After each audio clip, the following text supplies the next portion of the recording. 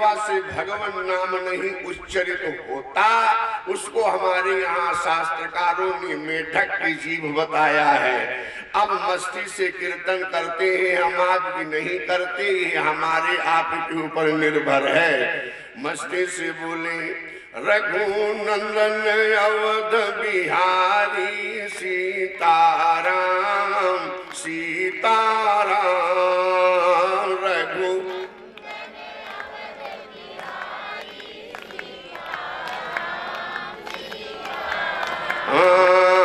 जय दशरथ राज दुलारे राजा राम राजा राम। जय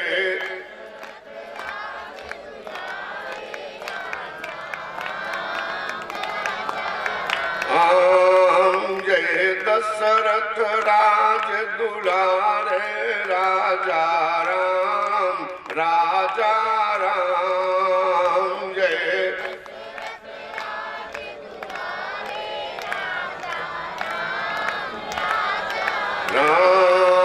रघुनंदन अवध बिहारी सीताराम सीताराम। रघु से बोलिए श्री सीताराम महाराज की। श्री सीताराम पादारविंद मकरंद रसास्वादन परायण महानुभाव बगल में बैठी हुई तत्सत्य परिचित नहीं हो। याद रखना प्यारे, अनंत जन्मों की और अनंत अनंत पुण्य जब व्यक्ति का पल्लवित पुष्पित और फलान्वित होता है, तब कहीं उसको सत्संग की सरिता में सराबोर होने का सौभाग्य सुलभ होता है। यह दूसरे वर्ष भी भगवान श्री राम की कथा की गंगा में हम सबों को सामूहिक रूप से जो अवगाहन करने का सौभाग्य सुलभ हुआ है, ये भगवत कृपा का साक्षात प्रमाण है। आपके बीच में कोई बात शुरू करूं, इसके पहले ही एक बात निवेदन करूं। अभी कुछ दिन पहले सिंगरा के मंच पर मैं आया था, तो किसी भक्त ने मेरे सामने दूसरे दिन या तीसरे दिन प्रस्ताव रखा कि भरत चरित्र पर कुछ कहा जाए। तो मैंने कहा समयावधि इतनी अल्प है कि भरत चरित्र शुरुआत करने की हिम्मत नहीं है। हो सकेगा तो भीटी के कार्यक्रम में आपको सुनाऊंगा। तो हमारे विनोद जी ने उसी को पकड़ के रख लिया और इन्होंने कहा कि आप भीटी में पंडित जी आ रहे हैं तो भरत चरित्र सुनाइएगा। अब मैं कह के भी फंस गया और ये बात पकड़ करके बैठ गए। अब किस दिन कौन सा माहौल है उस बात का ध्यान न रखते हुए पर एक बात बताऊं। भरत चरित्र कहने के पहले मुझे वो स्मृति आती है जब चित्रकूट की वनस्थली में योगीराज श्रीताज श्री जनक राज जी महाराज से एकांत में उनकी प्राण वल्लभा सुनैना जब मरने के बाद भरत और कौशल्या इत्यादि से आई तो एक बात पूछती है। ध्यान बना रहे, चित्रकूट में एकांत कुटिया में अपने पतिदेव योगीराज श्रीताज श्री जनक राज जी महाराज से उनकी प्राण वल्लभा सुनैना ये सवाल कर रही है कि प्रियतम एक बात बताइए, कथा कहते किसको है? कथा किसे कहा जाता है? वो जनक जैसा जोगी ध्यान बना रहे जिसके दरवाजे पर सुखदेव जैसे महात्मा को खड़े होकर एक एक हफ्ते तक ज्ञान की भीख मांगना पड़ा था। और ये सामान्य नहीं है, जनक जी सदैव समाधि में रहा करते हैं। और मैंने निवेदन किया समाधि स्थूल शरीर में नहीं लगती। क्यों? क्योंकि व्याधियों का घर है, सूक्ष्म शरीर में भी नहीं लगती। क्यों? इसलिए को आधियों का शरीर है, कारण शरीर में जाकर समाधि लगती है। कब तब जब ध्याता ध्यान दे की ध्येय कारा कार्य की वृत्ति प्रमाता प्रमाण प्रमेय की प्रमेय कारा कार्य की वृत्ति अभिज्ञाता विज्ञान विज्ञेय की विज्ञेय कारा कार्य की वृत्ति की निवृत्ति दृढ़ हो जाती है, तब कहीं कारण शरीर में जाकर समाधि लगती है। ऐसे सदैव समाधि में रहने वाले जनक से चित्रकूट में सुनैना प्रश्न कर रही है, प्रियतम एक बात बताएं, कथा कहते किसको है? तो भगवान जनक जी ने कहा, प्रिय कथा वह है जिसके सुनने मात्र से ही प्राणी मात्र की व्यथा दूर हो जाए, या जिसके सुनने से संसार के आवागमन के इस भाव बंधन से मुक्ति हो जाए, उसी को कथा कहते हैं। तो सुनैना कहती है कि प्रियतम क्या ऐसी कथा है किसी की जिसके सुनने के बाद प्राणी मात्र का इस भवबंधन से मुक्ति हो जाए? वो जनक जैसे जोगी ने कहा, हाँ सुनैना है ऐसी कथा। बोले किसकी? वो कहा सावधान होकर सुन। कहा सावधान सुनो, अरे सुनो कि सुलोचनी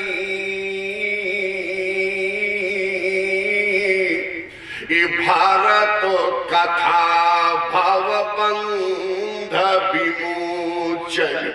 ये भारत की कथा है जो भवबंधनों से विमोचन माने छुड़ाने वाली है। सुनैना कहीं भारत की कथा संसार के भवबंधन से छुड़ा देती है? बोले हाँ। तो कहा पतिदेव थोड़ी सी भरत की कथा मुझे फिर सुना दे।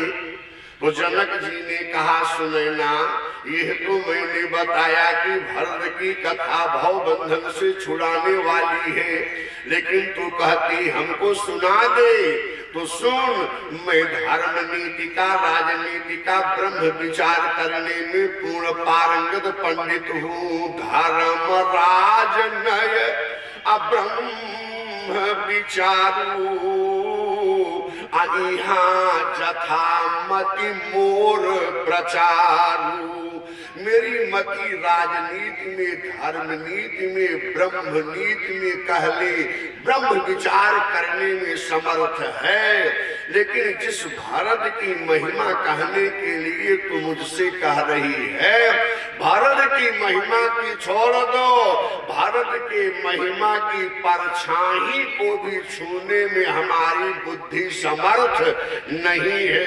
कहा धर्म राजनय अब्रह्म विचारू, यहाँ जथा मति मोर प्रचारू। लेकिन सो मति मोर, वही मति जो राजनीति, ब्रह्मनीति, धर्मनीति जानती है, वही मति बोले सो मति मोर। अरे भरत महिमा ही अकाही काह छल छुअत न छाही। क्या कहे, छल करके भी मेरी बुद्धि भारत की महिमा की छाया का भी स्पर्श करने में असमर्थ है, इसलिए मैं भारत की महिमा नहीं सुना सकता। तो ईमानदारी से सुनना, जनक जैसे जोगी ने कहा मैं धर्मनीति, राजनीति, ब्रह्मनीति का पूर्ण पंडित हूँ।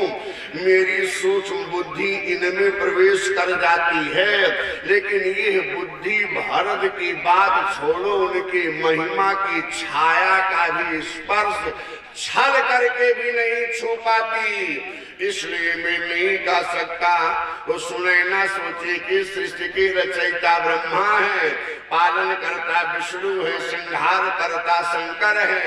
ऐसे सृष्टि में भरत आए हैं, तो इन तीनों के पास पहुंची। अरे भरत रघुबर को जहन जाई मन, विधि माने ब्रह्मा, हरि माने विष्णु, हर माने शंकर। बोले अगम स्नेह भारत रघुबर को जहन जाई मन, विधि हरि हर को। इसलिए इन तीनों ने भी असमर्थता जाहिर कर दिया। मैं भी नहीं सुना सकता। तो सुनैना कहीं में गलत जगह चली गई। सुनाने का काम, बोलने का काम तो सरस्वती का है। सरस्वती के पास चली गई होती तो मन की मुराद पूरी हो जाती। गई, जब सरस्वती के पास गई और उनसे भी प्रस्ताव किया, मैं भरत की महिमा, भरत की कथा सुनना चाहती हूँ, भरत चरित्र सुनना चाहती हूँ। तो कितना बढ़िया उत्तर दिया शारदा ने, थोड़ा सुनना। शारदा कहीं सुनैने सुनाऊंगी। बोले कब? का मेरे साथ चलो सागर के किनारे, मेरे एक प्रश्न का उत्तर दे दो। तब सुनैना को लेकर शारदा गई सागर के तट पर। तो कहीं यहाँ क्यों ले आई? बोले कल मैं संयोग से सागर स्नान करने के लिए आई थी, तो मेरा एक गहना, ध्यान से सुनना, इसी सागर में गिर गया। मैं सोचती हूँ कि यह बगल में सीपी पड़ी हुई है, सीपी आप जान रहे हो, सीपी लेकर आई और उनसे कहीं इसी सागर सीपी से आप सागर को उलीच करके खाली कर दे तो मैं अपने गहने को पा जाऊं। चौंक गई सुनैना, शारदा तो पागल हो गई है। कहीं सीपी के द्वारा कितना बड़ा सागर उलीचा जा सकता है? तो सरस्वती कहती है सुनैना, अगर सीपी के द्वारा सागर नहीं उलीचा जा सकता तो सरस्वती के द्वारा भरत की महिमा भी नहीं कही जा सकती। बोले कहत शारदऊ अरे कर मति ही चे, सागर सीप जाहि उलीची। जैसे सीपी के द्वारा सागर नहीं उलीचा जा सकता, ऐसे ही सरस्वती कहती है मेरे द्वारा भरत की महिमा का वर्णन नहीं हो सकता। अब ईमानदारी से बताना, जनक जैसा जोगी नहीं कह सकता, ब्रह्मा विष्णु महेश नहीं कह सकते, बोलने वाली शारदा नहीं कह सकती। तो भरत की महिमा लौट के सुनैना आई। बोले बाबा, अपने पतिदेव से बोले प्रियतम एक बात बताओ, दुनिया में भारत की महिमा कोई जानता भी है? जहाँ इतनी बड़ी महिमा आपने कहा कि भरत चरित्र सुनने से ये होता है, तो कोई जानता भी है कि नहीं जानता? वो जनक जी ने कहा ना सुनैने, भरत की महिमा जानते हैं एक। बोले वो कौन है? कहा भरत महा ए महिमा सुनो रानी, इनका जान ही राम। इनको राम जानते हैं, इनकी महिमा को। तो सुनैना कहीं कि फिर इतना आपको समय बर्बाद करने की क्या जरूरत थी? आप पहले ही बता दिए होते कि भरत की महिमा राम जानते हैं, तो राम मेरे दामाद हैं, मैं सरलता से जाकर राम से भरत की महिमा सुन लेती। अच्छा, तो बाप ने बता दिया कि राम जानते हैं, तो मैं जा रही हूँ अपने दामाद राम से भरत की महिमा सुन लूंगी। जैसे 2 कदम चली तो जनक ने कहा सुनैने रुक जाना, इतना ही तो तूने सुना कि राम भरत की महिमा जानते हैं, लेकिन जानने पर्याप्त नहीं होता, जानने के बाद ज्ञाता, ज्ञान और ज्ञेय तीनों एक हो जाते हैं। भरत की महिमा राम जानते तो हैं इसलिए कि सर्वज्ञ है, लेकिन याद रखना जेरे मन की मुराद उनके द्वारा भी नहीं पूरी होगी। कहा क्यों? तो आगे की शब्दावली सुनना। बोले भारत महा अरे महिमा सुनु रानी, इनका जान ही रामो न सका ही बखानी। राम जानते तो है पर उसका वर्णन, अब ईमानदारी से बताना, जब वर्णन ही नहीं कर सकते तो जानने से कोई मतलब इसलिए कहा जानते तो हैं पर जितनी प्रसन्नता से जा रही हो वापस आ जाओगी। राम भरत की महिमा जानते तो हैं पर उसका बखान नहीं कर सकते। अब जब बखान नहीं कर सकते तो सुनने को कैसे मिलेगी? ईमानदारी से बताना, अब आगे नहीं बढ़ूंगा। जिसकी महिमा को भगवान राम जानते जरूर है पर उसका वर्णन नहीं कर सकते, उसकी महिमा को हम आपके सामने कितना वर्णन करेंगे? आप स्वतः कल्पना कर लो। लेकिन करत पुनीत है तुनी जबानी, भारत चरित कछु कहाहू बखानी। वाणी पवित्र करने के लिए यदि किंचित थोड़ी सी चर्चा, यद्यपि 1 वर्ष क्या 5 दिन 5 डेढ़ घंटे उसके लिए पर्याप्त नहीं है और मैं चोंच मार कथा नहीं कह पाता, इसलिए एक बार में तो कभी संभव ही नहीं है कि भरत चरित्र पूरा हो जाए। पर सीरियल से कुछ कुछ बातें में आपके बीच में, जहां से भरत के चरित्र की शुरुआत हमारे संत तुलसी ने मानस में किया, वहां से थोड़ी थोड़ी बातें आपको बताने का प्रयास करूंगा।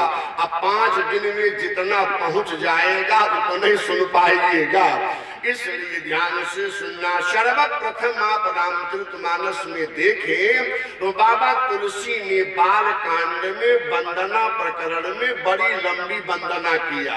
तो वो वंदना मुझे नहीं सुनाना, लेकिन जब इन चारों भाइयों की और भगवती सीता की इन 5 की वंदना किया तो वंदना के प्रकरण में तुलसी ने एक बड़ी विचित्र बात छोड़ा।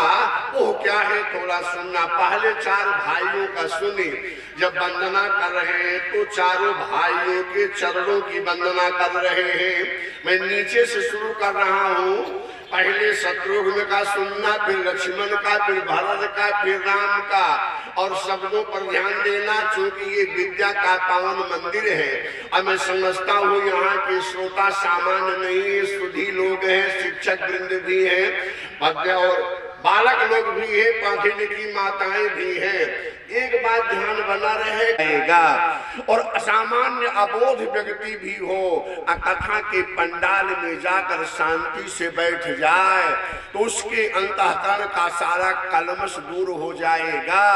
अब आप सुनने वंदना प्रकरण में तुलसीदास जी चारों भाइयों के चरणों की वंदना कर रहे हैं। सर्वप्रथम सुनिए कहा रिपुसूदन पद कमल नामामी असुर सुशील भरत अनुगामी। इस शत्रुघ्न की वंदना लक्ष्मण की बोले बंदऊ लक्ष्मण पद जल जाता अशीतल सुभग भगत सुखदाता। राम की वंदना बोले पुनि मन बचन करम रघुनायक चरण कमल बंदऊ सब लायक। सीता जी की वंदना जनक सुता जग जननी जानकी अतिशय प्रिय करुणा निधान की। अता के जुग पद कमल मनाऊं अजासु कृपा निर्मल मति पाऊं। ये वंदना, लेकिन वंदना में शब्दों पर ध्यान देना। क्या कार्य पुसूदन पद, पद के साथ क्या उपमा रूपक पद कमल नमामि। आज लक्ष्मण के चरणों की वंदना की तो बंदऊ लक्ष्मण पद जल जाता, यहाँ भी कमल लगाया। आज राम जी के चरण की वंदना किया पूर्णिमा बचन करम रघुनायक चरण कमल, यहाँ भी कमल लगाया। और सीता जी की वंदना की कि जनक सुता जग जननी जाना। यह बतला क्यों चरण में कमल लगाया ना। जब सबके चरणों में आपने कमल लिखा तो भारत का चरण आपको इतना बुरा लगा कि आपने कमल नहीं लिखा। पर तुलसी के भाव राज्य का उनका उत्तर सुनना। उन्होंने कहा कि मैं भरत के चरणों में कमल क्यों नहीं लगाया, इसलिए कि नीचे जब मैं वंदना किया तो वो एक अर्धाली तो आपने पढ़ा ही नहीं क्या। कहा कि बंदऊ प्रथम भरत के चरना, अजा सुनीम व्रत जाइन बरना। इनकी विशेषता क्या है, कहा रामो चरण कि पंकज मन जासु, अलुबुध मधुप इव तजनि न पासो। भैया भारत का लुब्ध माने लोभी, मन मद मधुप, इनका मन रूपी भंवरा निरंतर राम के चरण कमल पर मड़राता रहता है। एक क्षण भी भारत का मन रूपी भंवरा राम के चरण कमल को नहीं छोड़ता, सदैव मन वहां रहता है। अच्छा ईमानदारी से बताना। और बाबा तुलसी ने रामायण में एक शब्द लिखा, बोले अन्य भाइयों की बात छोड़ो, लेकिन जहाँ राम और भरत की बात है, भरत राम ही की अनुहारी, इनका सहसा लखी न सकहीं नर। भरत और